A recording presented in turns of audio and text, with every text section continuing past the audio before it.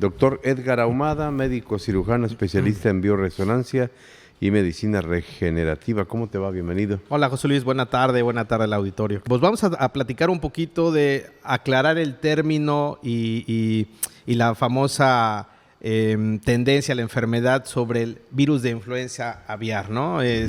Hace unas 2 semanitas tuvimos una noticia que nos cimbró un poco en México, donde se anuncia, y fíjate que lo anunció la OMS, que eso fue lo que a los médicos nos llamó mucho la atención y nos cimbró, porque quien lo anuncia primero es la OMS, cuando anuncia una muerte en México por el virus de la gripe aviar H5N2. ¿Qué es lo que está pasando? Bueno, ¿qué fue lo que pasó? Todos los epidemiólogos del mundo están dominando muy bien el tema de la gripe aviar H5N1, ¿sí? Es un tipo de extirpe, pero ¿qué fue lo que pasó en México? Que de repente al Instituto Nacional de Enfermedades Respiratorias, al INER, llega un paciente de 59 años, el cual llega con la enfermedad crónico-degenerativa, que es una insuficiencia renal, está cierto tiempo hospitalizado y fallece. Cuando le hacen las pruebas, le encuentran un tipo de influenza, sí traía síntomas respiratorios. Y cuando empiezan a escudriñar el virus, ven que no es el famoso virus H5N1, ahora es H5N2, es una extirpe diferente. Vamos a hablarla que puede ser el primo de H5N1. Y entonces, por primera vez se presenta este H5N2 y aparte el paciente fallece. Entonces, lógicamente, pues esto se da a nivel epidemiológico, se anuncia, México no lo anuncia y quien lo anuncia es la OMS, ¿no? Entonces, pues bueno, empiezan a cimbrar toda la noticia y la pregunta es, ¿este virus mató al paciente o el paciente falleció y por hallazgo se encontró el virus? Estamos platicando que estuvo por aquí o sea, la gente encargada de salud para desmentir así es, de alguna manera desmentir de que haya fallecido por gripe aviar. Por gripe aviar. Exacto.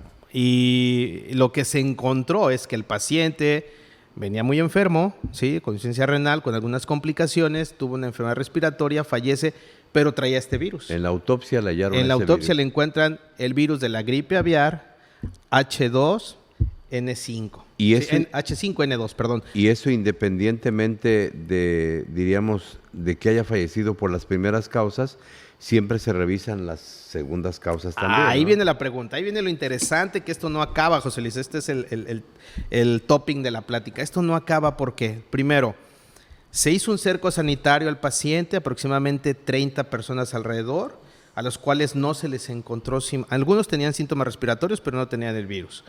Pero otra cosa, este paciente nunca tuvo contacto con aves. O sea, no es un paciente que trabajaba en un rancho, no es un paciente que venía de alguna zona donde pudiera tener contacto con aves. Y entonces la pregunta es, ¿dónde se contagió? Platicábamos fuera del aire que el virus de la gripe aviar está muy estudiado. Aproximadamente se ha estudiado 20 años para acá. Dentro de esos 20 años, aproximadamente se han infectado como 800 pacientes, mucho en Asia, ¿no?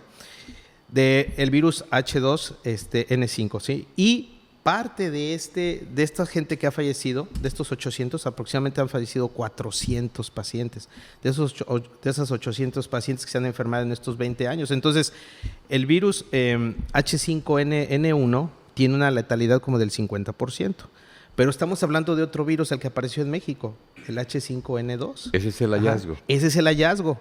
Entonces, ¿qué letalidad tenemos? Pues no sabemos, porque es el primer paciente que encontramos y luego el primer paciente se muere. Tendríamos una letalidad del 100%, ¿no? Entonces, bueno, pues eso no es cierto. O sea, bueno, es lo que se va a estudiar. No se ha acabado el tema, porque aquí la pregunta es, ¿quién lo contagió? Si se encuentra que el contagio fue de hombre a hombre, ahí sí, rompemos todo el esquema y estaríamos hablando de que una pandemia pudiera suceder en este caso, ¿no?